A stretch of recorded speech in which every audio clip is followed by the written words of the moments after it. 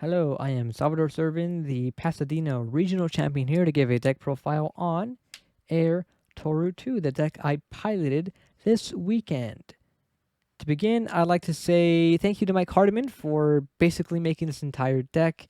He came up with the idea for the HRC, and I took his deck, refined it for this meta, added in some cards I think might work for this meta, added a little bit set 4, and this is what I came up with. First thing we gotta talk about is the character herself, Toru. She's a 6 hand size, 27 health character that says your rival's block mod gets +1, an additional +1 for every 4 foundations they have on board. Her response kind of helps with defense. It says response commit, bounce an attack from your opponent plays back to their hand. You may look at the top card of their deck and discard it if you'd like. There's a 5 on top, you may discard it. There's a 3, you might want to keep that on top. For offense, we've got basic training that says your attacks get +1 damage once per turn, and deadlock, your attack gets +1 speed, not once per turn, which means you can use it on every attack you play once. This really helps you get damage on attacks that don't really give damage itself. For example, jolt, gravity lift, cat pounce, signature right swing, stuff like that. Up next is small and limber. I'm running a lot of charges in this deck. That means that this is very effective. As it says, your charges gets +1 speed, +1 damage at the cost of committing. And when something leaves your stage, you may rewrite this card. How neat. Helping with that response effect is feeling cute. This says destroy foundation, your attacks get +1 speed. Very helpful when you're pushing your co-condition through. You can give that extra speed, make it that much harder to block. That's all we've got for offense in this deck. Now we are on the air symbol, which means we don't have a lot of card draw. Latent skill is a way to get around that. This is a very, very good card draw effect. Flip, discard 2 cards, draw 2 cards. Very simple effect. Now you got to be careful when you use this because discard 2 cards is part of the cost. You got to make sure that you can't cancel that, or else you just discard 2 cards for free and you get nothing out of it. So be very careful when you use this effect. Last card for card draw is Destined for Mainstream Success. Now this is a 50-50 in my eyes because it says you can name a card type. If the card you revealed off the top of your deck is that type, you may add it to your hand. Very important, it says add to your hand, not draw. So it does not trigger Desperate Times or anything that has a draw response on it.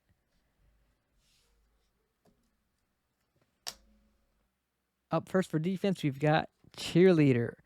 Response says, remove discarded momentum. This attack gains flash. Helps you stop the combo decks that want to pop off with 1 attack or Staff Strike 0 that wants to pop off with Staff Strike. Also has a lesser known first form that says, flip. You both build a top card of your deck face down. Only playable if your opponent has 8 or less foundations. Now, why would you want to do that? Sometimes your opponents build up to 7 foundations on their second turn, and you can't get that 3 speed from Toru herself. So you can just flip this, have you both build down 1 foundation, now they're suddenly at 8. Now, why would you want to do that if Cheerleader has a very powerful flash effect? There's a card in the attacks that helps you reset this foundation. We'll talk about that later.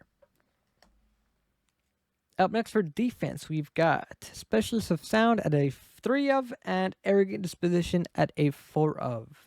Now I'm talking about these 2 cards together because they do exactly the same job, only this is selective, this really isn't. Specialist of Sound says commit, your attacks get -3 speed, any attack you want, doesn't matter. Arrogant says commit, your attacks get -3 speed only if it's a punch. Now this meta is full of punch decks. There's a bunch of punch decks out there, which is why I ran 4 of these and 3 of these. Otherwise, I'd be running 4 Specialist, 3 Arrogant, or maybe even 2. But since punches are very potent in this format, I ran 4 of this, 3 of this. Specialist also has a second response that says when it's checked from your deck into the discard, you may reveal top card of your deck. Helps you with Destined for Mainstream Success whenever you need to peek at the top card of your deck and find out what you need. Next for defense, we've got Wall Cling. Now, originally I had this at a 3 of, or even a 4 of, I think. But I reduced it to only 2 because you can reset it with the attack. It's coming up later. The effect says you gave flip. It deals no damage if you block it. So this helps with jolt, throws, anything that does damage regardless of full block. Or even half block.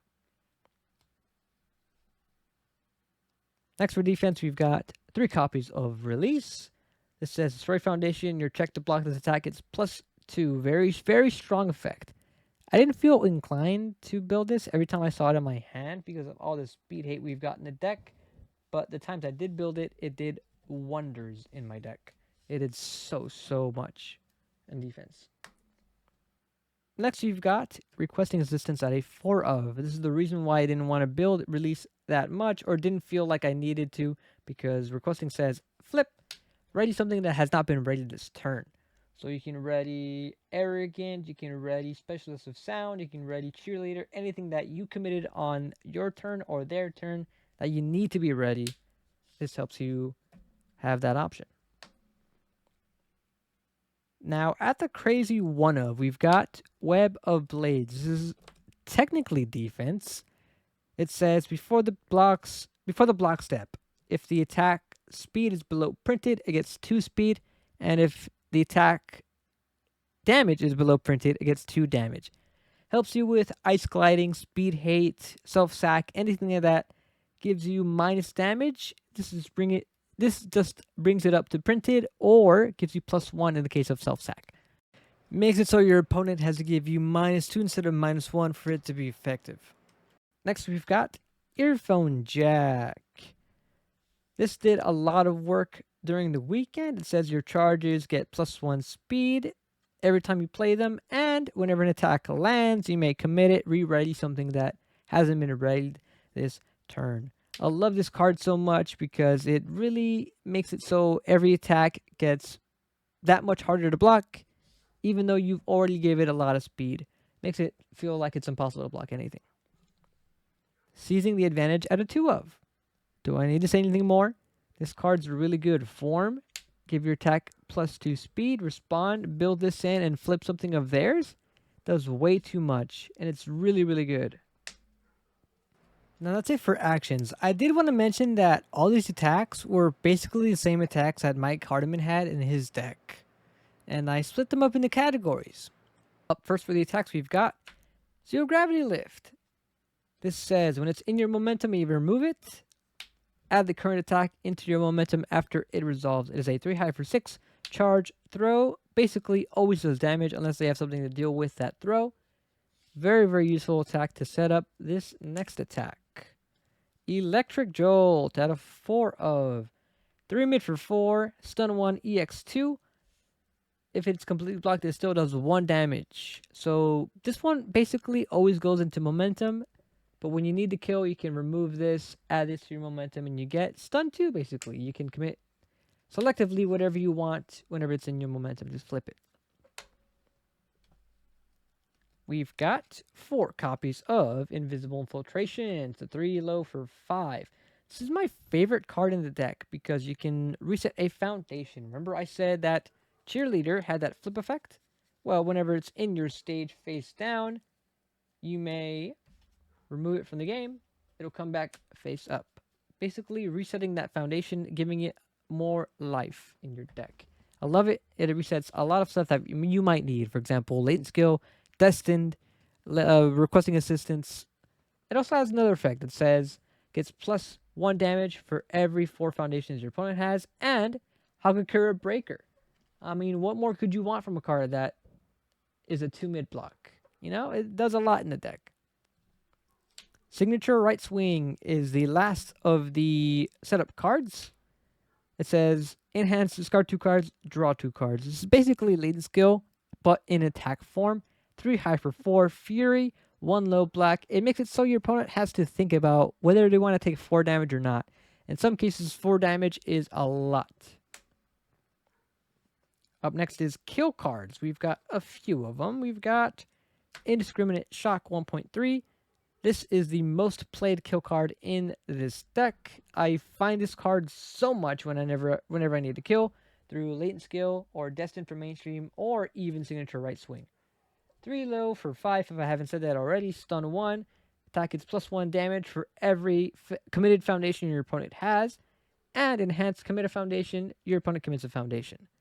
Very helpful whenever you need to get that extra stun in and extra damage in. Love this card to death.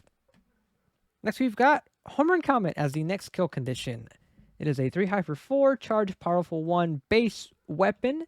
Enhance, add a foundation to your momentum, and it gets +1 to the powerful rating for every charge or high attack in your card pool. Now, these next attacks I like to call setup to the kills. Pillar Swing at a 1 of 6 stiff, 3 mid for 8. Charge, slam, stun 2 weapon. That stun 2 is very important. It helps you stun your opponent out when the game plan is to stun your opponent out anyway, from Toru, from blocking, from indiscriminate, all this stun in the deck. Enhance, if it's completely blocked, it'll go to your momentum. I don't know how many times this weekend this attack was half blocked because they don't want that effect to fire off, get a free momentum. And the second effect helps you a lot against Tetsutetsu, Nomu, anything that can reduce damage below printed. Damage cannot be reduced below printed. Very simple. Very, very simple. Cat Pounce. It is a 3 mid for 5 stun 1. This one's pretty weird. It says you can remove an attack from your hand and go grab whatever you want from the discard. So you can turn for example, Jolt or Invisible Infiltration into a Home Run Comet or Indiscriminate on your turn whenever you like, which I think is pretty cool. That's it for attacks. However, we're not done yet.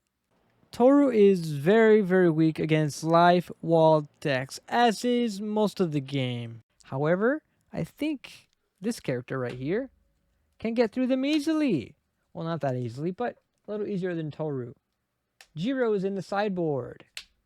Of course, we have her staple attacks, specialized sound waves at a 4 of, double jab to reset your hand, and convenient timing, just because I thought the response was pretty good. I didn't even read the enhance, if I'm being honest with you, until after I played it, and secretly was pretty good this weekend.